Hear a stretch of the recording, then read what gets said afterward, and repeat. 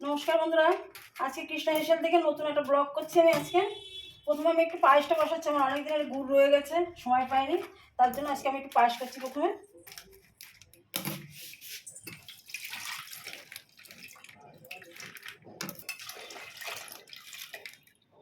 আমি এবার পায়েসটা দুধটা বসিয়ে দিচ্ছি।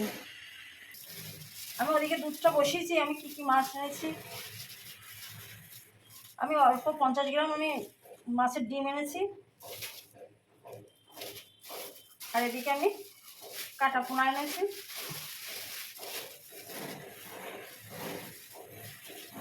ছিল সেই চিংড়ি মাছটা দেখি বাটা করবো, ইচ্ছা আছে।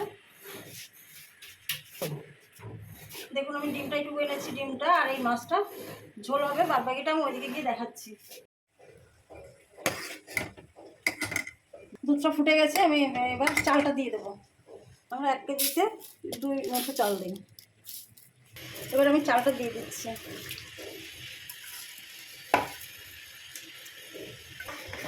দুধটা এবার আমি কম করে দিই। এবার আমি আর কাজগুলো করে নেবো। আর চিংড়ি মাছটা আমি নুন হলুদ মেখে রাখবো।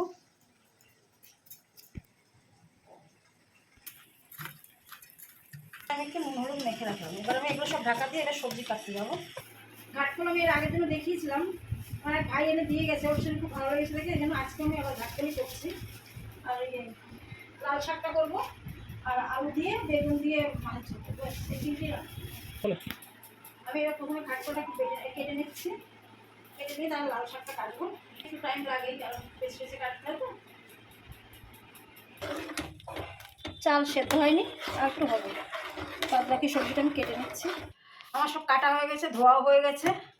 এটা মাছের জন্য লাল শাক রসুন দিয়ে হবে, আর এটা ঘাটকোল পাতা। আর মাছের ডিমের জন্য পেঁয়াজ আর লঙ্কা কেটেছে। ভাত দিয়ে দিচ্ছি, 200 মতন গুড় আছে।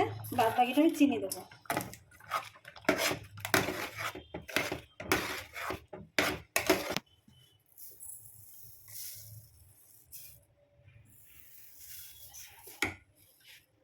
এবার আমি এটা কি পড়েছে একটু,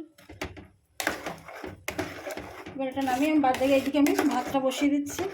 এটা আমার আর একটু ফুটবে, চিনি দিয়েছি, একটু ফুটুক, তারপরে আমি নামাবো। পাঁচটা হয়ে এসছে, আর একটুখানি ফুটবে, চিনি দিয়ে আর একটুখানি ফুটিয়ে নামিয়ে দেবো। প্রথমে আমি মাছ ঝোলটাই করবো, তার জন্য তেল দিলাম, মাছ ভেজে নেবো। বলো, মাছটা আমি ভাজতে দিলাম, ভেজে নিয়ে পাঁচটা ঝোলটা বসবো। বন্ধুরা দেখুন আমার রান্না হয়ে গেছে। আমি প্রথমে ভাত দেখাই। এটা ভাত, ঘাটকোল পাতা বাটা, লাল শাক ভাজা, দই দই পোস্ত পটল, মাছের ঝোল, চাল কুমড়ো, মাছের ডিম ভাজা। আমার আজকে এই রান্না হয়েছে। আমি খেয়ে নিচ্ছি। এবার অনেক বেলা, 3টে বাজে। তোমরা লাইক করে সাবস্ক্রাইব করে দিও, কমেন্ট করো।